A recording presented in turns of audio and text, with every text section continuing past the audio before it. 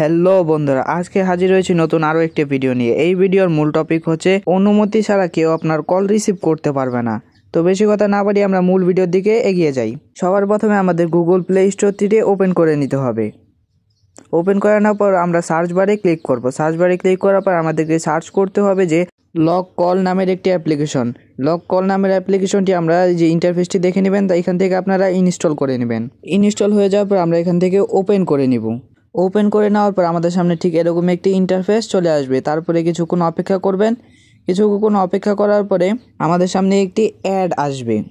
এই অ্যাডটি আমরা এখান থেকে ক্লোজ অপশনে ক্লিক করে ক্লোজ করে নেব। তারপরে আমাদের ড্র ওভার আদার অ্যাপসে ক্লিক করব। তারপরে আমরা এখান থেকে ওকে ক্লিক করব। ওকে ক্লিক করার পর আমাদের সামনে ঠিক এরকম একটি ইন্টারফেস আসবে। এখান থেকে কল আইকনটি সিলেক্ট করে নেব। এখান থেকে আমাদের অ্যাপসটি অ্যালাউ করে দেব। তারপরে এখান থেকে আমরা ব্যাক চলে আসব। ব্যাক চলে আসার পর আমরা দ্বিতীয় অপশনটি রিড ফোন স্ট্যাটাস, এটার মধ্যে ক্লিক করব। তো ক্লিক করার পর আমরা এখান থেকে অ্যালাউ দিয়ে দিব। তো তারপরে আমাদের সেট লক টাইপে ক্লিক করে আমরা পিন অথবা প্যাটার্ন সেট করে নেব। আমি এখানে পিন সেট করে নিচ্ছি।